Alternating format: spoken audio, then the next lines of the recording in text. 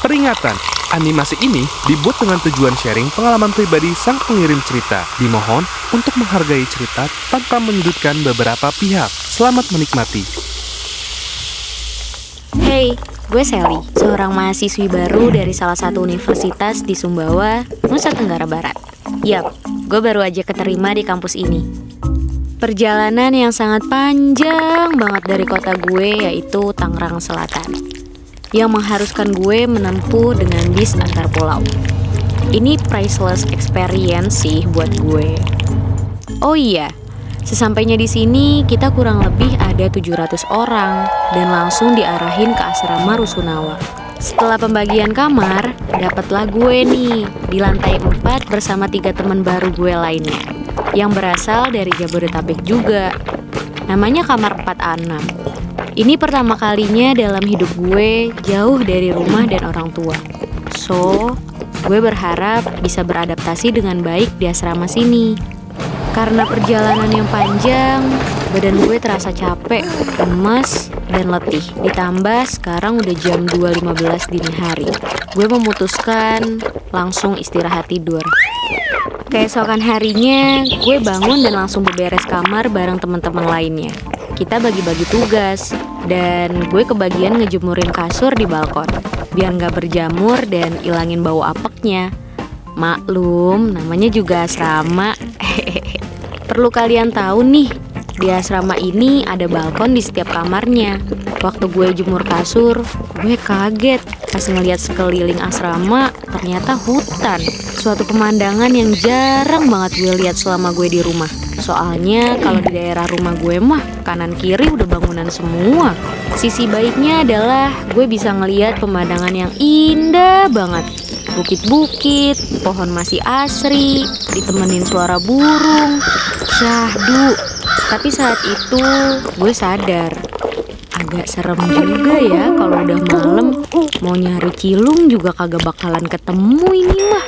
Alah, tapi gue berusaha ambil sisi baiknya aja deh. Siapa tahu nggak seserem yang gue bayangin. Siapa tahu ada marsupial lucu yang datang sambil teriak huba huba. Udahlah, daripada ngaco, cus gue balik ke kamar. Karena perkuliahan masih 1 minggu lagi, alhasil gue harus pintar-pintar buat ngabisin waktu. Lumayan kan, hitung-hitung nyegerin badan dan pikiran sebelum kuliah. Jadi, sore abis asar kita berempat mutusin buat main Uno. Kebetulan teman gue Dita bawa tuh dari rumahnya. Sambil main, kita makan mie bareng tuh. Biar nggak perlu ribet-ribet kan cari makan di luar. Lagi asik-asik main, nggak ada angin, nggak ada kuota. Tiba-tiba pintu lemari kebuka sendiri. Emang sengkek banget sih tuh lemari. Kudu diganjel kertas gitu, baru bisa rapet. Kita kan jadi kaget ya. Semua yang ada di kamar saling lihat-lihatan karena heran. Kok bisa kebuka sih? Temen gue terpaksa beraniin diri buat nutup lagi sambil bilang, angin kali ya, udahlah main lagi. Akhirnya kita lanjut main dah tuh. Gak berselang lama tuh pintu lemari kebuka lagi dong. Temen gue yang tadi nutup malah kabur duluan sambil teriak, anjrit. Sontak suasana yang awalnya seru mendadak jadi ngeri. Kita semua ke-trigger tanpa perlu kode-kodean. Semuanya langsung kabur ke arah koridor. FYI, di tiap lantai tuh ada security-nya gitu guys. Ya, tapi lebih kayak ke pengawas asrama sih. Soalnya yang jaga itu juga masih mahasiswa, tapi senior gitu guys. By the way, yang jaga itu namanya Kasabil. So, karena kita lari-larian gak jelas dan tentu aja nih ya berisik pemirsa, akhirnya nih ditanyain deh sama si Hello Kitty. Kok Hello Kitty? Security maksudnya. Ada apaan nih rame-rame? Gak ceritain aja deh tuh semuanya. Kasabil pun mengangguk paham. Oh alah, tenang aja. Angin kali. Ya udah sana masuk kamar lagi.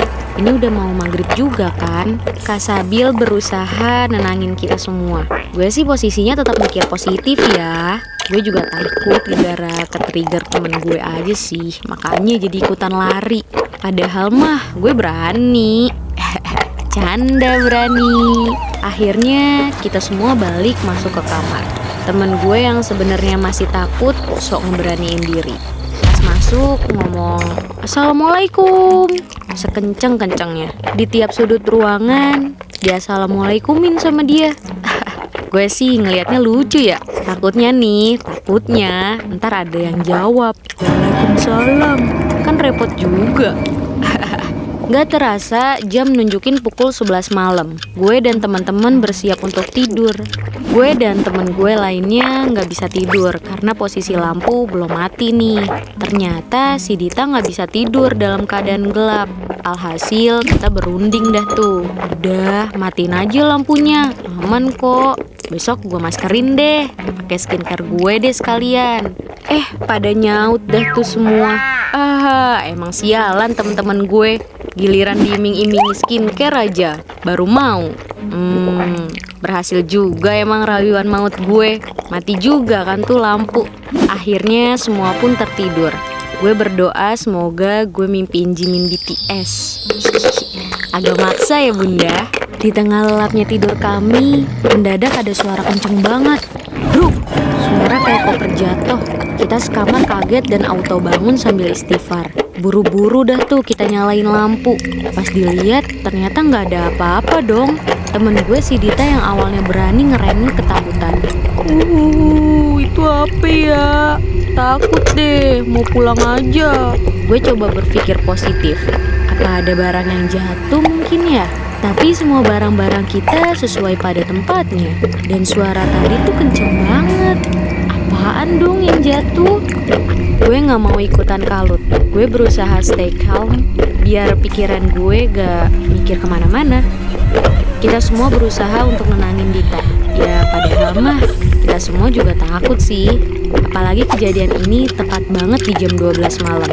Akhirnya kita bareng-bareng mau ke kamar Kak Sabil buat cerita kejadian ini. Dengan rasa was-was kita buka pintu kamar. Suara pintu usang yang udah lama karatan bikin bulu kuduk kita berdiri. Sialnya, kondisi koridor gelap, mencekam. Lampu mah ada, tapi nggak ngurangin rasa kengeriannya. Karena dirasa nggak yakin buat keluar, akhirnya kita mutusin untuk ceritanya besok aja deh. Dan kembali nenangin diri di kamar. Setelah beberapa menit menenangkan diri, akhirnya kami mulai mengantuk dan memutuskan untuk tidur dengan keadaan lampu menyala. Gue yang ngantuk pun mulai terlelap, tapi baru aja mata merem, udah ada suara kaki yang naik turun tangga. Gue nggak salah denger kan? Gue mau cek temen-temen gue masih melek apa tidur aja nggak berani. Jadi gue paksain tetap merem dan berusaha tidur. Duk, duk, duk, duk. Suara langkah kakinya tuh ganggu banget. Dan gue yakin ini nggak satu orang, tapi banyak banget suara kaki yang gue denger. Pas gue coba iseng beraniin diri buat melek, ternyata teman sekamar gue udah pada bangun di kasurnya masing-masing. Semua yang ada di ranjang atas pun pada turun. Kita saling berpelukan dan berdoa. Semua doa udah gue baca. Bahkan doa makan juga gue baca, saking mentoknya mau baca apaan. Malam ini terasa panjang. Kuliah aja belum, cobaannya udah bikin stres. Akhirnya gue sama teman-teman gue bener-bener gak bisa tidur sama sekali. Sampai azan subuh berkumandang, kita baru bisa tidur. Besokan harinya, kita sekamar kecapean dan ngerasa gak enak badan. Mungkin karena kurang tidur kali ya. Awalnya, gue dan teman-teman gue mau ceritain ini semua ke Kak Sabil. Cuma di hari itu kita sama sekali nggak ketemu sama dia. Ternyata dia lagi sibuk di kampus ngurus ospek. Akhirnya kita mutusin buat nggak cerita ini ke siapapun. Karena khawatir bikin yang lainnya takut dan malah jadi nggak kondusif. Karena kondisi badan gue dan teman sekamar gue lagi sakit, akhirnya mereka semua tepar buat tidur siang. Tapi gue memilih untuk tetap beraktivitas. Jujur, bakalan bosen kalau tiduran doang di kamar. Meskipun badan rasanya tuh nggak enak banget, pegel gitu deh rasanya. Siang itu gue lapar dan mutusin buat cari cemilan di kantin asrama. Perut udah kenyang, hati pun udah tenang. Gue balik nih ke kamar. Pas gue buka pintu, gue kaget lihat temen gue tiga-tiganya kayak kaku gitu. Sumpah, kanebo kering aja nggak sekaku ini loh. Entah kenapa, gue yakin mereka seakan mau bergerak tapi nggak bisa. Dan kondisi mata mereka tuh merem semua. Perasaan gue yang gak karuan seakan memaksa diri gue buat bertindak bangunin mereka semua. Bangun, bangun! Istighfar! Gue teriakin mereka semua. Mata mereka melek tapi pada melotot. Gue sebenarnya takut, tapi masa iya sih gue tega ninggalin temen sekamar gue? Akhirnya mereka semua bangun dengan napas yang ngos-ngosan, keringetan, dan ketakutan. Mereka cerita kalau mereka ngerasain ketindihan alias rep-repan. Gila ya, siang bolong gini temen-temen gue digangguin setan. Mana ramean pula ketindihannya. Di saat bersamaan, tiba-tiba ada sesuatu yang kelempar ke arah kasur. Gebrak! Gue yang kaget ngeliat ternyata itu adalah Al-Quran. Astagfirullah, gue beneran takut banget ini. Gak percaya dengan apa yang gue lihat barusan. Terus Dita teriak kayak orang kesurupan sambil nunjuk ke arah atas lemari. Dia teriak, pergi, pergi kamu, pergi. Kedua teman gue berusaha nenangin Dita dengan dibawa keluar kamar. Gak pakai lama, gue langsung lari-lari nyari Kasabil. Ketiga teman gue nyusul termasuk Dita yang mukanya pucat. Akhirnya kita ceritain semua kejadian horor ini. Kasabil kaget dengar cerita ini dan coba nenangin dengan segala nasihat baiknya. Coba kalian ngajiin kamarnya, kalian azanin tiap sudutnya. Nanti kakak panggilin ustazah supaya diusir penunggu kamar kalian ya. Singkat cerita, kamar gue dibersihin tuh, dibantu sama beberapa dosen dan ustazah, diusir jin-jin penunggunya. Kalau kata mereka mah, kamar kita harus diruqyah. Alhamdulillah, sekarang gangguan itu udah gak pernah lagi kita alamin. Gue dan teman-teman gue hidup dan tumbuh dengan baik di sana. Gak kerasa setahun berlalu. Akhirnya masa gue tinggal di asrama putih ini selesai. Dan gue mutusin buat ngekos bareng teman sekamar gue lainnya. Bye-bye asrama angker. Pesen gue sih, kalau kalian tinggal di tempat yang baru dan udah lama kosong, ada baiknya kalau lu ngelakuin ruqyah kamar. Kenapa? Karena bukan cuma manusia aja yang bisa diruqyah, tapi rumah atau ruangan juga bisa guys. Dan ini super efektif untuk ngusir penunggu yang suka ganggu. At least untuk gue dan teman kamar gue ruqyah kamar, sungguh cara ampuh usir hantu pengganggu. Oh iya, gue harap kalian juga bisa sharing cerita kalian ke channel Gue Punya Cerita. Caranya gampang kok. Tinggal kirim ke guepunyacerita.id@gmail.com. Dan jangan lupa like, share, komen, dan subscribe channel Gue Punya Cerita. See you guys!